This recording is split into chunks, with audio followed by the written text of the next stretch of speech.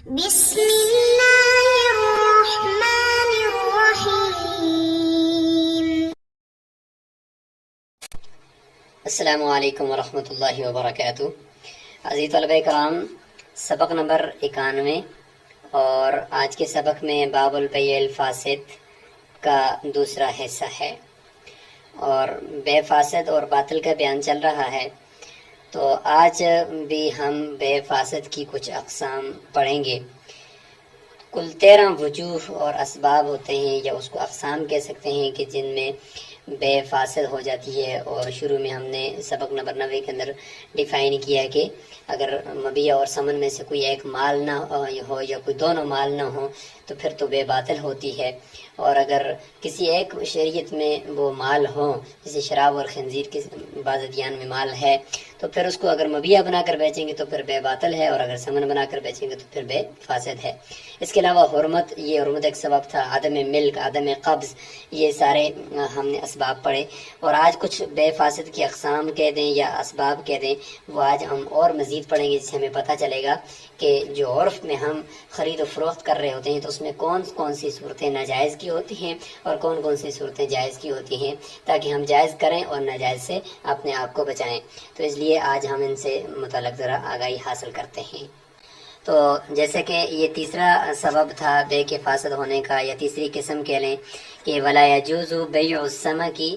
فی الماء، کہ پانی کے اندر مچھلی کی بے کرنا جائز نہیں ہے، قبل ان یصطادہ، اس کو شکار کرنے سے پہلے شکار کیا نہیں ہے، نہر کے اندر پانی میں مچھلی نظر آئی تو بھائی کہہ رہے کہ یہ مچھلی میں آپ کو پکڑ کر دے دیتا ہوں، تو آپ اس کے اتنے پیسے مجھے دے دیں، تو یہ بے فاسد ہے، کیونکہ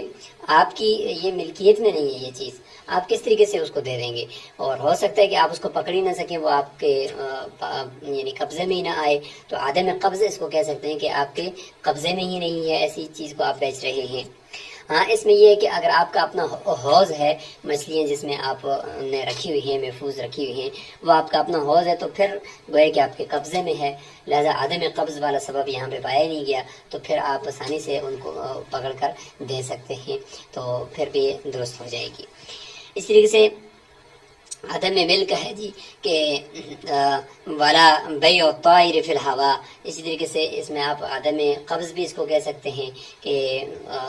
پرندے کی بے جائز نہیں ہے ہوا کے اندر، یعنی ہوا میں پرندہ چل رہا ہے، آپ کا مانوس پرندہ بھی نہیں ہے، اور اس کا آپ کے قریب آنے کا کوئی احتمال بھی قوی نہیں ہے، اور آپ کہتے ہیں کہ بھائی یہ پرندہ میرے پاس آئے گا تو میں آپ کو بیچ دوں گا، تو یا یہ پرندہ میں آپ کے اوپر فروخت کرتا ہوں، تو یہ درست نہیں ہے، کیونکہ آپ کا قبضہ اس کے اوپر نہیں ہے۔ ولا يجوز بیع الحمل فی البطن، یہ جی کہ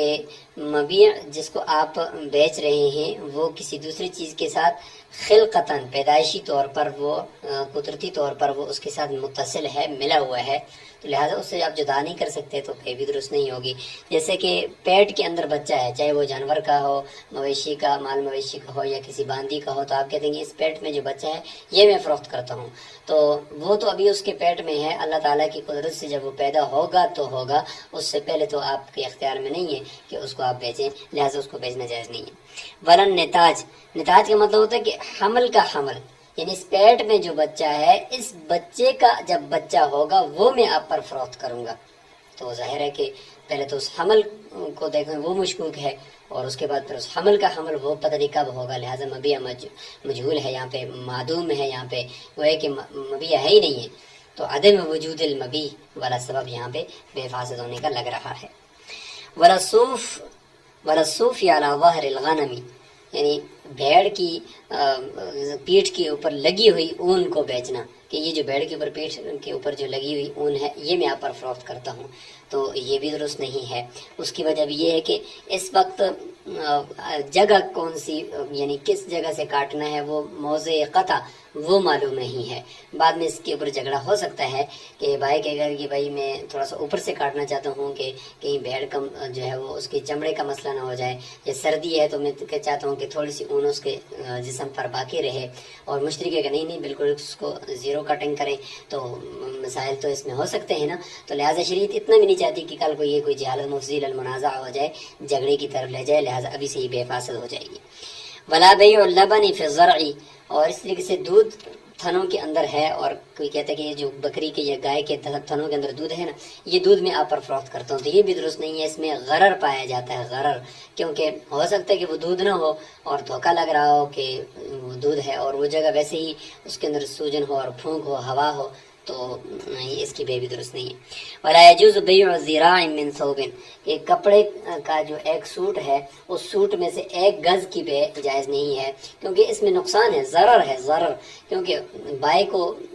آپ کہتے ہو کہ بھئی مجھے اس میں سے کپڑے میں سے تھان میں سے کاٹ کر دے دو، تو ہاں اچھا اس میں یاد رکھیں کہ اگر ایسا کپڑا ہے کہ وہ گزوں کے اعتبار سے کاٹنے میں اس کو کوئی نقصان نہیں ہوتا، بعض ایسے تھان ہوتے ہیں کپڑوں کے، تو پھر تو کوئی مسئلہ نہیں ہے، لیکن یہ بات وہ چل رہی ہے کہ ایک سوٹ بنے بنائے جو پیکنگ میں آتے ہیں اس میں سے کوئی بندہ کہتے کہ میں اس میں سے چاہتا ہوں، تو بھائی کو مجبور کر رہے اس پہ، تو اگرچہ بھائی راضی ہے لیکن اس میں بھائی کا ضرر ہے، نقصان ہے، تو لہذا یہ بے فاسد ہے۔ ولا بیع جذع من سقف، کہتے ہیں کہ جو آپ اس کو بیع جذع من سقف کہتے ہیں کہ چھت کے اندر لگا ہوا جو شاتیر ہے اس کی بے درست نہیں ہے، کیونکہ وہ بھی نکالنے میں ضرر ہے، اور اس کا حوالے کرنا بائی کے لیے بغیر ضرر کے، یعنی اپنے مکان کو توڑے بغیر، اس شاتیر کو مکان سے نکالے بغیر وہ دینا درست نہیں ہے، تو یعنی دینا اس کے لیے ممکن نہیں ہے، تو اس لیے یہ ایک ضرر پایا جاتا ہے، لہذا اس کے اندر بھی بے فاسد ہو جائے گی۔ ولا بیع جزء من سقف وضربۃ القانص،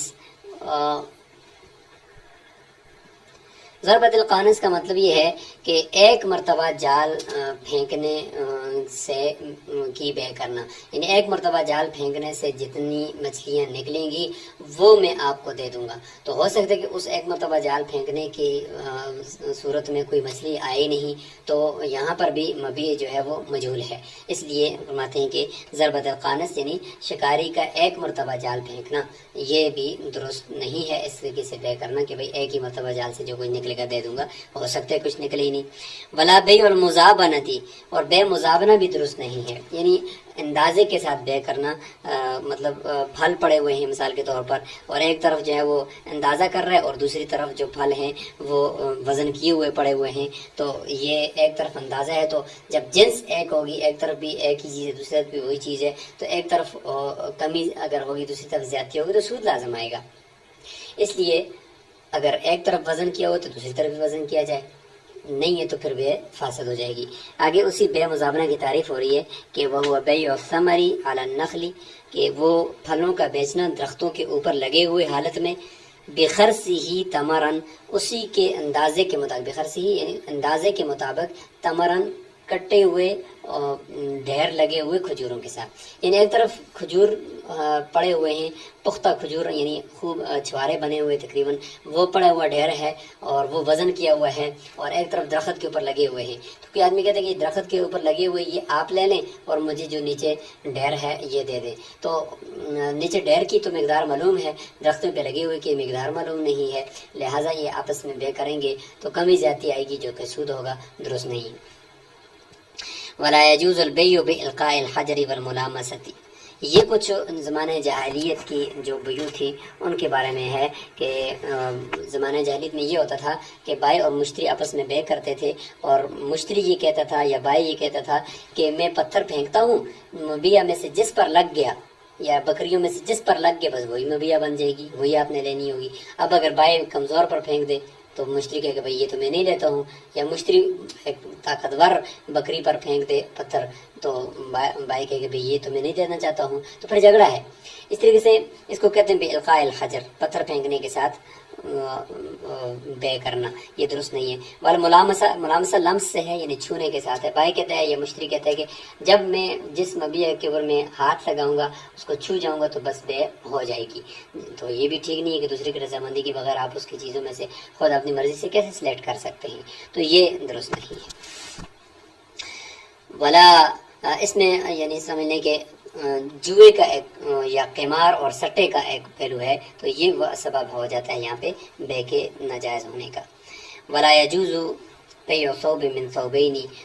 دو سوٹوں میں سے ایک سوٹ کی بے کرنا بھی بے فاسد ہے، کیونکہ کل کو جھگڑے کی طرف لے جائے گا، کیونکہ مبیع مجہور ہے کہ کہتا ہے کہ بھئی یہ جو دو سوٹ ہیں نا ان میں سے کوئی ایک سوٹ میں آپ پر بیچتا ہوں، مشتری بھی کہتا ہے کہ کوئی ان میں سے کوئی ایک سوٹ میں لیتا ہوں، تو یہ بے درست نہیں ہے، کیونکہ مبیع کوئی پتہ نہیں کہ ان میں سے کون سا ہے، تو بعد میں جھگڑا ہو سکتا ہے۔ ہاں یہ بات ہو کہ دونوں رضامندی سے مشتری کو اختیار دے دیتے ہیں، خیار تعین دے دیتے ہیں کہ آپ جو بھی سوٹ اس میں سے سلیکٹ کریں آپ کو اختیار ہے، تو یہ پھر ٹھیک ہے کہ مشتری کو اختیار مل گیا ہے۔ وَمَنْ بَاعَ عَبْدًا عَلَىٰ أَنْ يُعْتِقَهُ الْمُشْتَرِي، یہاں سے ایک اور سبب بے کے فاسد ہونے کا شروع ہو گیا ہے جس کو کہتے ہیں شرط فاسد، یعنی بے کے اندر کوئی ایسی شرط فاسد لگا دی جائے کہ جس میں کسی کا فائدہ ہو اور وہ مقتضی عقد کے خلاف ہو، تو اس سے بھی بے فاسد ہو جاتی ہے۔ ایک قاعدہ اور ضابطہ دیکھ لیتے ہیں، اس کے بعد انشاءاللہ آگے اس عبارت کو سمجھتے ہیں۔ ضابطہ یہ ہے کہ ہر وہ شے جو مقتضی عقد کے خلاف ہو، یعنی عقد اس کا تقاضا نہ کرتا ہو، ہر وہ شرط جس کا عقد تقاضا نہیں کرتا، مطلب شرط آگے مثالیں آ رہی ہیں کہ وہ کون سی شرطیں ہوتی ہیں جس کا عقد تقاضا نہیں کرتا، اور دوسری بات یہ کہ اس میں متعاقدین یعنی بائع مشتری میں سے کسی ایک کا فائدہ ہو یا مبیع کا فائدہ ہو، یعنی بشرط کہ مبیع اس کا اہل بھی ہو، مثلا مبیع کوئی انسان ہے، غلام ہے یا باندی ہے، تو اس کا فائدہ ہے، اس میں شرط بھی مقتضی عقد کے خلاف ہے اور وہ اس میں کسی کا فائدہ بھی ہے، تو ایسی شرط کو، اور تیسری بات یہ ہے کہ شریعت نے اس کو ناجائز بھی قرار دیا ہے ایسی شرط لگانے کو، تو ایسی شرط لگانے سے بے فاسد ہو جاتی ہے۔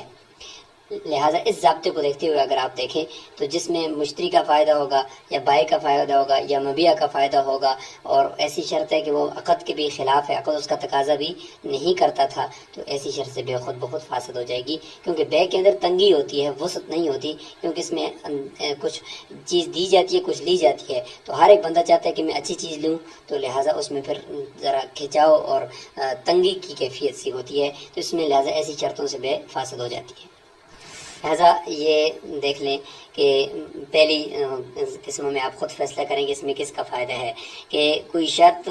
آدمی غلام کو بیچے اس شرط کے ساتھ کہ ان یعتقہ المشتری، کہ مشتری اس غلام کو آزاد کرے گا،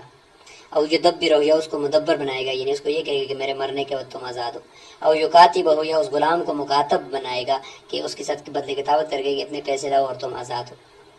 او باع امتن یا باندی بیچ رہا ہے اس شرط پر، اعلیٰ اس شرط پر کہ ان یستولیدہا کہ مشتری اس کو ام ولد بنائے گا، یعنی اس کے ساتھ مستری کرے گا تاکہ بچہ پیدا ہو جائے اور اس کے مرنے کے بعد وہ باندی آزاد ہو جائے،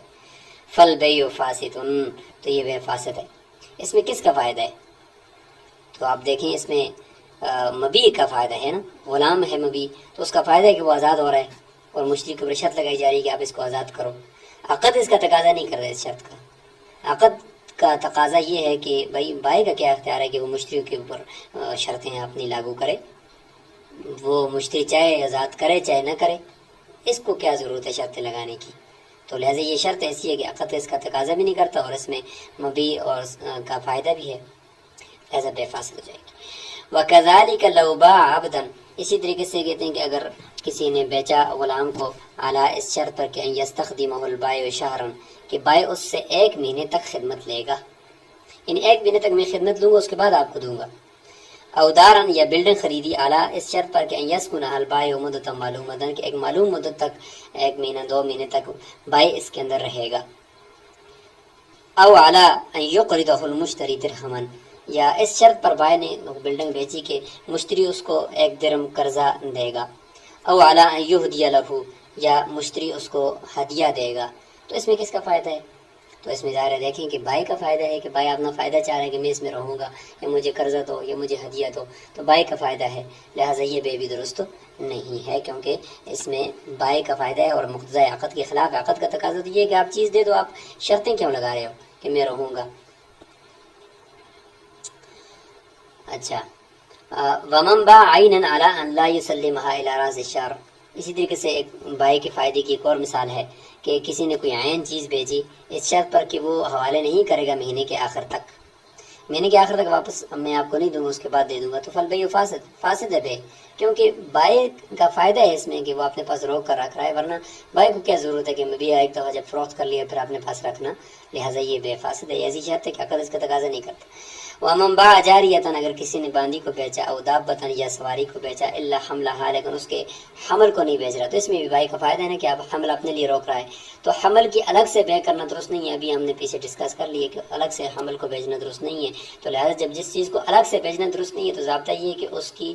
اس کو بیع سے مستثنا کرنا بھی درست نہیں ہے، تو یہاں پر بھی اس کو بیع سے الگ کرنا، مستثنا کرنا درست نہیں ہوگا، اگر کرے گا تو فسد البیع، بے فاسد ہو جائے گی۔ تو یہاں تک بے تقریباً کس کا فائدہ ہے جی؟ بائع کا فائدہ تھا۔ اب دیکھیں مشتری کے فائدے کی مثالیں۔ ومن اشتری ثوبا، کسی نے خریدا کپڑا، علی اس شرط پر کہ ان یقطع البائع ویخیطہ قمیصا او قباء، کہ اس شرط پر میں آپ سے خریدتا ہوں کہ بائع کو کہہ رہا ہے کہ بائع اس کو کاٹے گا اور اس کو سیے گا بھی، قمیص سیے گا میرے لیے، یا قباء یعنی اوپر جو قمیص کے اوپر جو چوغا پہنتے ہیں وہ میرے لیے سیے گا، تو یہ بھی ایک ایسی شرط ہے کہ مقتضی عقد کے خلاف ہے کہ بائع نے تو سوٹ بیچنا ہوتا ہے، وہ ساتھ ساتھ درزی کا کام وہ نہیں کرتا، درزی کا کام تو کوئی اور کرتا ہے، تو بائع کے اوپر یہ لگانا یہ عقد کو فاسد کر دے گا۔ او نارن، یا جوتا خریدا اس شرط پر کہ اعلیٰ ان یحظوھا، کہ وہ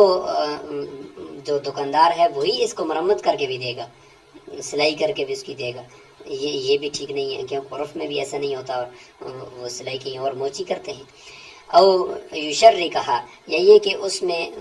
تسمہ ڈالے گا، ہاں البتہ تسمے کا عرف تو ہے، ہاں جس عرف میں نہیں ہے تو پھر وہاں پہ بے فاسد ہو جائے گی، لیکن تسمے کا عرف ہے کہ تسمے وہ جوتوں کے ساتھ ہی کمپنی کی طرف سے آ رہے ہوتے ہیں، ہاں اگر ہیں نہیں ہے تو پھر وہ دکاندار ہی دیتا ہے، موچی عام طور پہ وہ ہوتے ہیں موچیوں کے پاس بھی، لیکن چونکہ جوتے جس سے خریدتے ہیں تو وہ خود ساتھ دیتے ہیں، تو اس میں پھر یہ ہے کہ فتویٰ اس پر ہوگا کہ اگر تسموں کی شرط لگا دی تو یہ شرط ایسی نہیں ہے کہ جو مقتضی عقد کے خلاف ہو، لہذا بے درست۔ تو یہاں تک ہماری جو بات ہو گئی ہے وہ ہو گئی ہے کہ ایسی شرط لگانا کہ جس میں بائع یا مشتری یا مبیع میں سے کسی ایک کا فائدہ ہو اور عقد کے خلاف شرط ہو تو یہ بے کو فاسد کر دیتی ہے۔ انشاءاللہ اگلے سبق کے اندر ہم مزید کچھ بے کے فاسد ہونے کی قسموں کو اور پھر اس کے بعد بے کے حکم کو بیان کریں گے۔ السلام علیکم ورحمۃ اللہ وبرکاتہ۔